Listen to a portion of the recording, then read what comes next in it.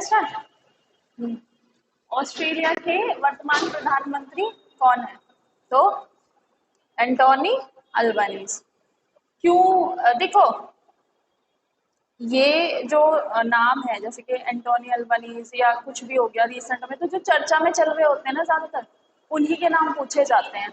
ऐसे नहीं कि कहीं से भी पूछ लेंगे। जैसे कि किसी कंट्री के कोई नियुक्त हुए हैं नए प्रधानमंत्री या नए प्रेसिडेंट, राष्ट्रपति, तो वो तभी पूछेंगे जब वो नियुक्ति हुई होगी। जैसे कि अभी फिलहाल में किसी भी देश के, जैसे कि ब्राजील के कह लो, या किसी भी छोटी कंट्री हो या बड़ी कंट्री हो, उसमें कोई भी नियुक्त हुआ है तो वो उसी का ही पूछते हैं एग्जाम में। तो हमने ना सारे याद नहीं करने का, कभी तुम परेशान हो जाओ कि नहीं सॉरी कंट्री के करने हैं, नहीं, जो रिसेंट में चर्चा में रहे होंगे उनके बारे में। तो ये क्यों चर्चा में थे, मीन्स अभी न्यूज में क्यों थे? ऑस्ट्रेलिया के वर्तमान प्रधानमंत्री एंटोनी अल्बानीज। तो अभी तुम लोगों को पता ही है कि अभी ये हुआ है G7 के बाद प्रधानमंत्री जी कहाँ गए हैं? जो ओशनिया है, छोटे ओशंस है, वहाँ की एक फोरम हुई थी फिपिक, जिसके बारे में हमने कल बात की थी, है ना, फोरम फॉर इंडियन पैसिफिक, क्या नाम था उसका पूरा फिपिक का? Forum for Indian Pacific island corporation, ठीक है। तो वो वहां पर गए थे, तो उसी के बाद वो ऑस्ट्रेलियन प्रधानमंत्री से भी मिले हैं, प्रधानमंत्री नरेंद्र मोदी जी, क्योंकि वो दौरे पर है, मीन्स उनकी ट्रिप चल रही है। ट्रिप क्या है? देखो, ये फॉरेन कंट्रीज में जो समिट वगैरह होते हैं, तो G7 में हम एज अ गेस्ट इनवाइट हुए।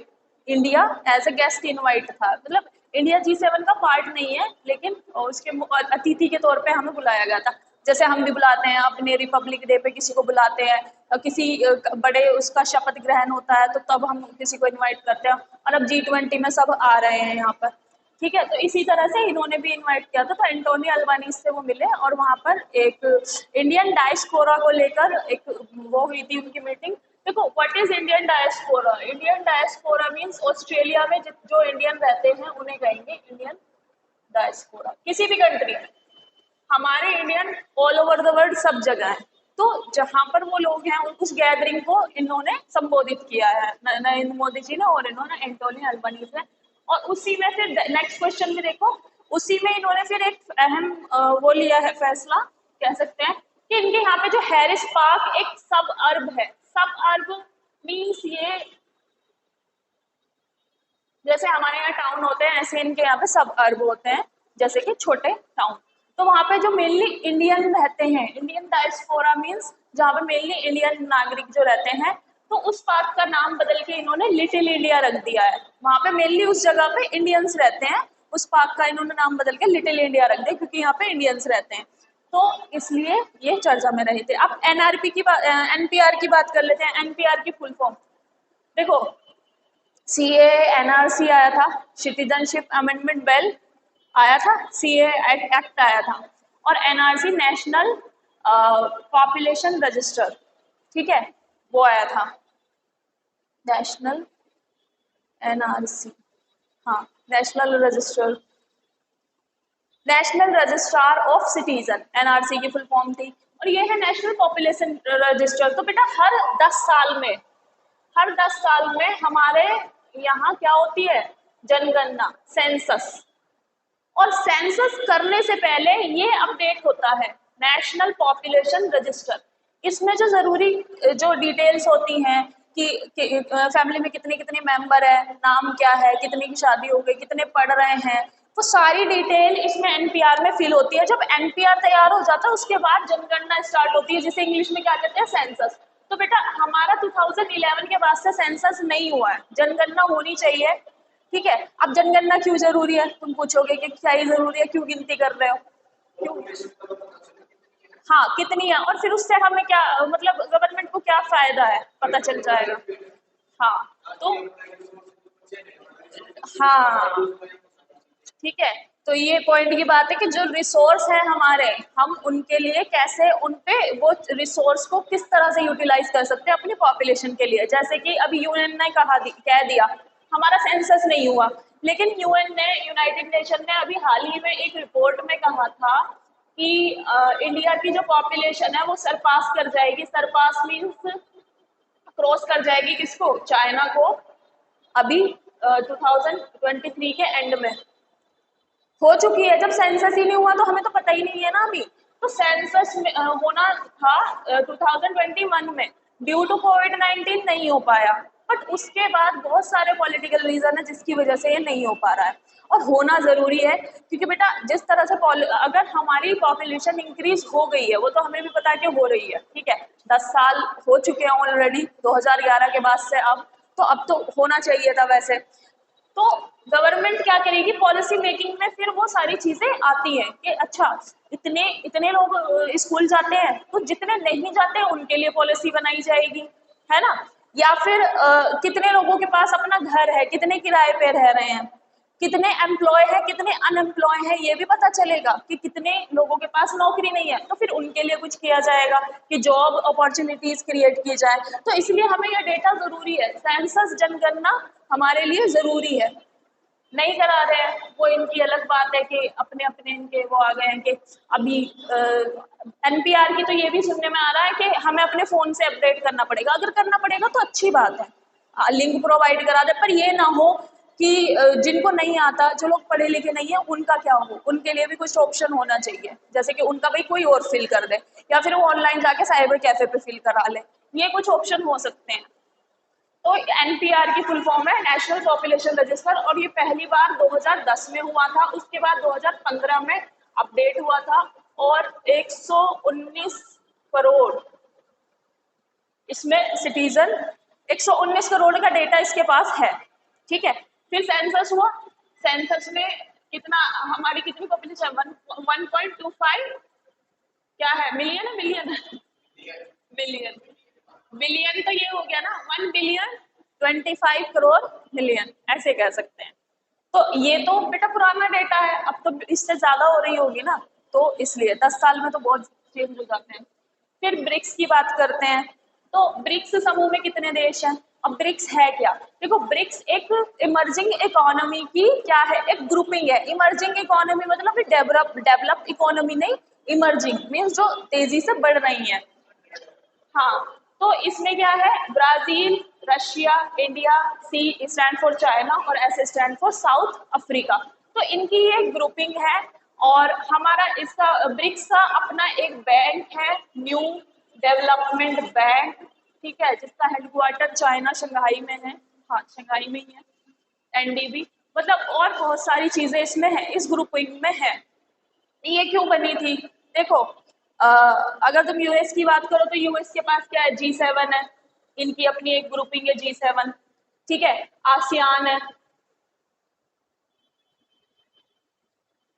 ठीक है, आसियान है एक ग्रुपिंग, सार्क है, association of south east Asian nation, ठीक है, ये सार्क हो गई।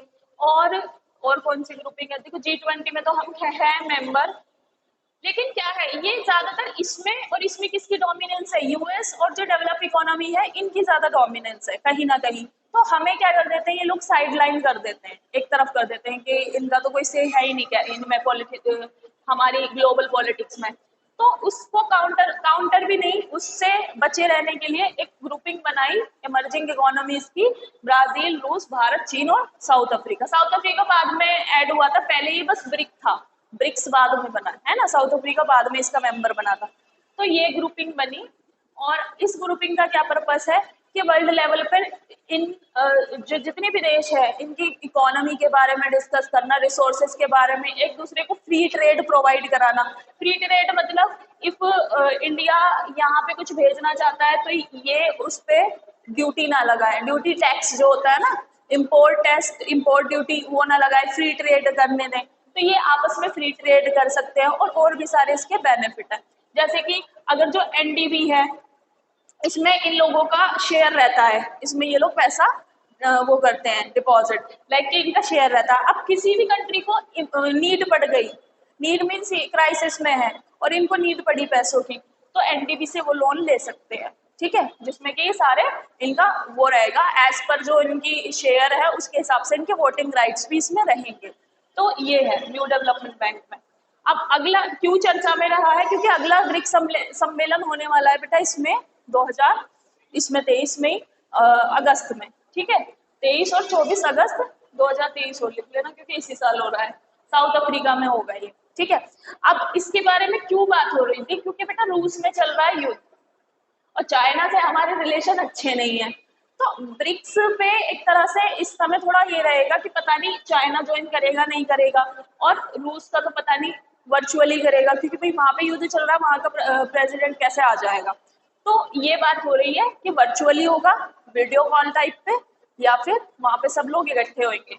और अगर ये दो पावरफुल है, ये और यही तो नहीं आएंगे, तो फिर किस उस पे हम पहुंचेंगे कंक्लूजन पे। इसलिए तो ये बातों में रहा था अभी चर्चा, ब्रिक्स। ठीक है, ये ग्रुपिंग याद रखना। ये कृष्णा नदी जल विवाद किन राज्यों के बीच है? देखो, जो जल विवाद है वो ऐसे ऐसे रहता है, जैसे कि सिंधु नदी है ना, अब वो देशों के बीच में है।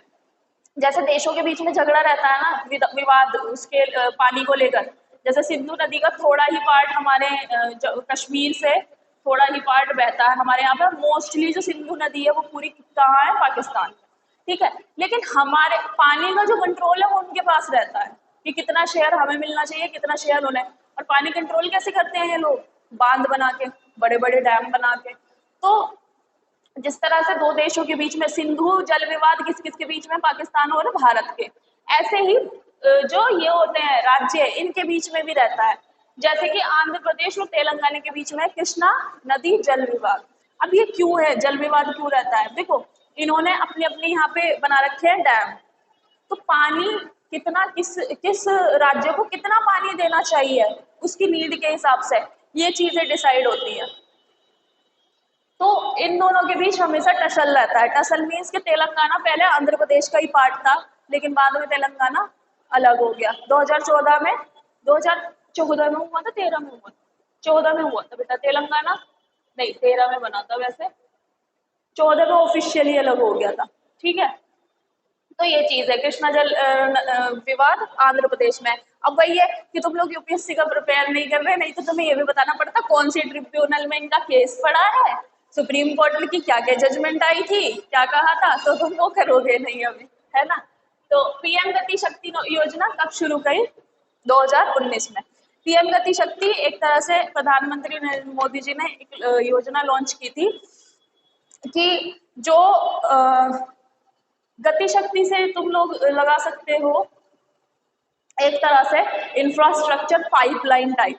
मीन्स कि जो किसी भी, क्या कह सकते हो तुम लोग, हमें कहीं पे भी बहुत सारी चीजें ट्रांसपोर्ट करनी है ना। अगर हमें कहीं पे भी कोई चीज ट्रांसपोर्ट करनी है तो वो हम अच्छे से कर सके। तो ये एक मल्टी मॉडल कनेक्टिविटी प्लान है इनका, मल्टी मॉडल कनेक्टिविटी, जिसमें क्या है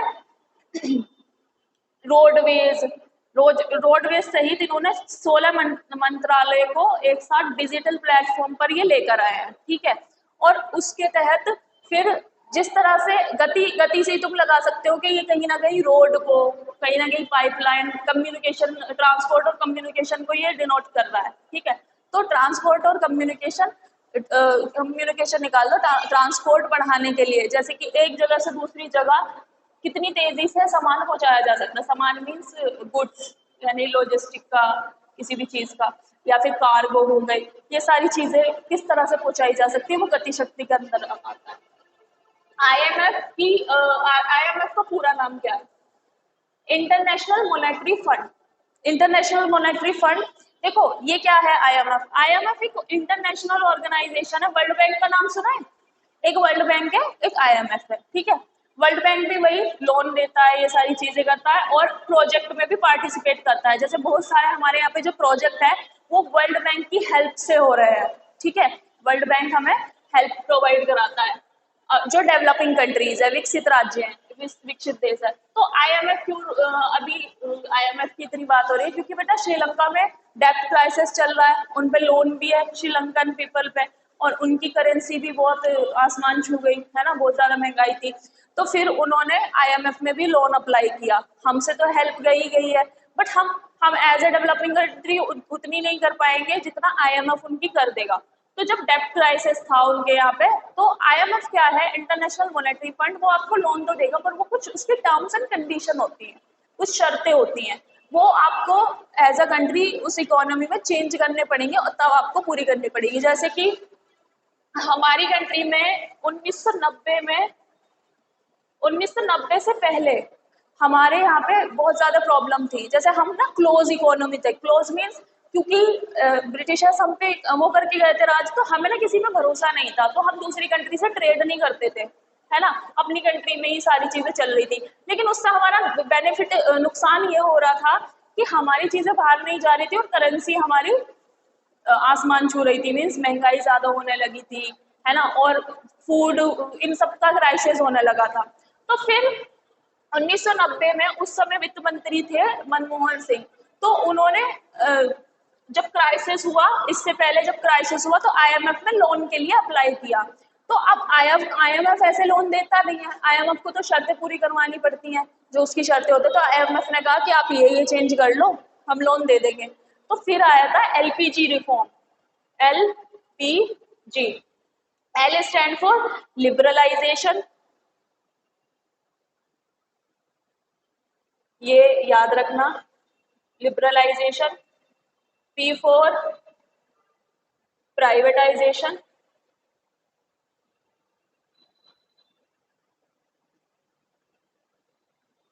प्राइवेटाइजेशन, और जी स्टैंड फॉर ग्लोबलाइजेशन। फिर ये हमारी इकोनॉमी में कुछ चेंज हुए थे। अब इनका एक एक मैं मतलब तुम लोगों को समझाती थी हूँ। What is this? Liberalization means आपको अपनी इकोनॉमी लिबरल करनी पड़ेगी, मीन्स आप अदर कंट्री के लिए भी अपने दरवाजे खोलेंगे ताकि वो यहाँ आ सके, ट्रेड कर सके, उनकी दूसरी कंट्रीज की जो चीजें हैं एक्सपोर्ट के इम्पोर्ट के थ्रू हमारी कंट्री में आ सके। चाइना के लिए दरवाजा खुल गया, अदर कंट्रीज के लिए, ताकि वो अपना सामान यहाँ बेच सके।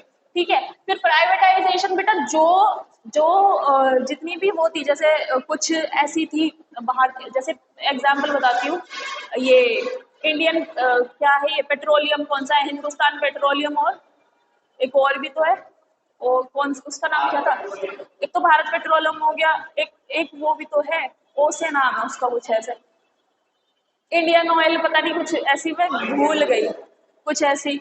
तो ये कुछ कुछ कंपनी थी, जैसे कि बीएसएनएल हो गया या फिर एमटीएनएल हो गया, कुछ ऐसी कंपनीज हैं। अभी तो ये तो पता नहीं गवर्नमेंट के अंडर में ये बेच दी, बंद होगी, घाटे में जा रही थी। तो प्राइवेटाइजेशन के तहत जो कंपनी, जो भी चीजें, पीएसयू उन्हें कहते थे, पब्लिक, इन्हें पीएसयू कहते थे। एक मिनट, तुम्हें पीएसयू का मतलब, एक तो फुल फॉर्म पढ़ाते पढ़ाते, पीएसयू जो होती थी वो गवर्नमेंट के अंडर में होती थी। तो जो घाटे में जा रही थी प्राइवेटाइजेशन के तहत, उनको किसे दे दिया गया? प्राइवेट प्लेयर्स को, यानी कि अंबानी अदानी। ठीक है। हाँ, ये मैं भूल रही थी, पीएसयू का मतलब था public sector undertaking, public sector undertaking. तो पब्लिक सेक्टर अंडरटेकिंग्स जो थी, ये किसके, पब्लिक मीन्स गवर्नमेंट के, ठीक है, ये गवर्नमेंट के अंडर में थी। फिर प्राइवेटाइजेशन जब हुआ ना, तो ये प्राइवेट प्लेयर्स को देनी स्टार्ट कर दी, मतलब इनको बेच दिया, डिसइन्वेस्टमेंट कर दिया, बेच दिया। डिसइन्वेस्टमेंट वर्ड यूज करना, कि डिसइन्वेस्टमेंट मीन कि गवर्नमेंट अपने कंट्रोल से निकाल के इन्हें प्राइवेट कंट्रोल में दे रही है, तो इसे कहते हैं डिसइन्वेस्टमेंट, है ना। अब गवर्नमेंट उसमें नो मोर इन्वेस्टमेंट, अब जो करेंगे प्राइवेट करेंगे। तो बहुत सारी फिर इस तरह से क्या हुआ, तो ये चीजें प्राइवेट होती चली गई। फिर आता है ग्लोबलाइजेशन। ग्लोबलाइजेशन के तहत बाकी कंट्रीज के लिए भी रास्ते खोल दिए गए कि बाकी कंट्रीज आइए, अपना यहाँ ट्रेड कीजिए। फिर उससे हमारी धीरे धीरे इकोनॉमी क्या होने लगी, सुधरने लगी। क्योंकि बेटा जब बाहर हमारी चीजें जाएंगी और बाहर की चीजें हमारे यहाँ आएंगी, तभी तो बेनिफिट होगा हमारे यहाँ के लोगों को भी और उनको भी। अब देखो, चाइना की बाकी चीजें तो हमारे यहाँ बनती है तो महंगी बनती है, बट चाइना की चीजें सस्ती होती है ना। बट एक और चीज है, जैसे कि पॉपुलेशन बढ़ रही है, तो पॉपुलेशन का सही यूटिलाइजेशन ऐसे भी होगा अगर हम अपने यहाँ पे जो चीजें चाइना से मंगा रहे हैं ना, हम यहाँ पे ऐसी फैक्ट्रीज लगा दें जिससे कि वो बन सके, हम यहीं पे बनाए, अपने लोगों को एम्प्लॉयमेंट मिले। बट करेगा कौन? वही है ना कि करेगा कौन। ठीक है। तो ये आईएमएफ की कहानी है कि आईएमएफ, इंटरनेशनल मॉनेटरी फंड, शर्तों पे लोन देता है किसी भी कंट्री को, वो शर्त पूरी हो जाती है तो वो लोन चलता है, और वो फिर रिपे कर सकते हैं, टाइम दे देते हैं वो कि कब तक तुम रिपे कर दोगे। तो ये चीज रहती है। फिर आता है ये वाटर डॉग या वाटर ट्रीटमेंट प्रजाति का क्या नाम है?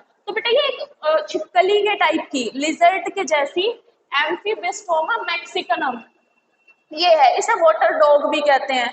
तो इसकी खास जो बात है, ये एक तरह से विलुप्त हो चुकी है, एक तरह से विलुप्त हो चुकी है, बस कुछ कुछ चीजें लैब में या कहीं ये मौजूद है। तो इसकी एक खास बात यह है कि अगर इसका कोई भी लिम्ब मीन्स इसके लिम्ब मीन्स होता है कि हाथ पैर, वैसे तो हाथ पैर इनके होते नहीं है, मतलब छोटे मोटे जो भी है, तो वो अगर कट जाते हैं, कुछ हो जाते हैं, दोबारा रीजनरेट कर लेती है।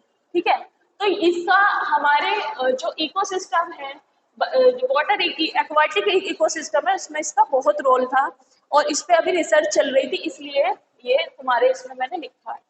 अब एक है वॉशिंगटन डिक्लेरेशन किन देशों के बीच हस्ताक्षरित हुआ।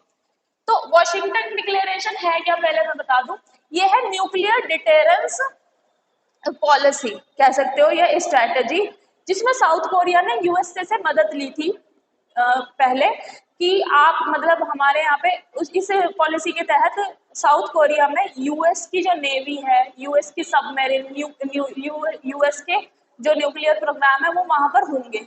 अब ये क्यों था, देखो बेटा, जो ये दो कंट्री हैं, साउथ कोरिया और नॉर्थ कोरिया। देखो मैं बस तुम्हें छोटा सा वैसे बना के दिखा रही हूँ कि ये कहाँ पर है।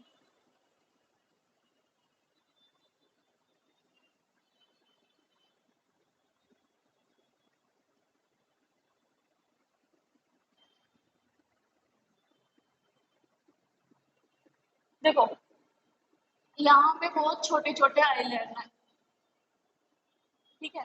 अब यहाँ दो कंट्री है, एक नॉर्थ कोरिया है और एक साउथ कोरिया। अब जो नॉर्थ कोरिया के बारे में कल भी हमने बात करी थी, ये न्यूक्लियर प्रोग्राम करता रहता किम जोंग उन। तो साउथ कोरिया के नॉर्थ कोरिया की बनती नहीं है, मीन्स इनमें आपस में वो रहता है टसल, मीन्स विवाद। तो इसके न्यूक्लियर प्रोग्राम से को काउंटर करने के लिए, बचने के लिए, साउथ कोरिया ने यहाँ पे जो यूएस है,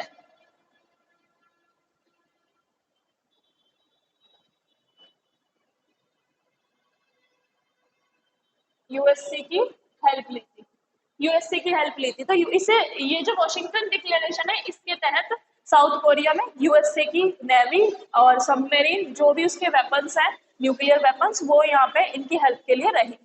ठीक है, तो इसी को कहते हैं वॉशिंगटन डिक्लेरेशन, और ये किसके बीच था, साउथ कोरिया और यूएसए के बीच। ठीक है।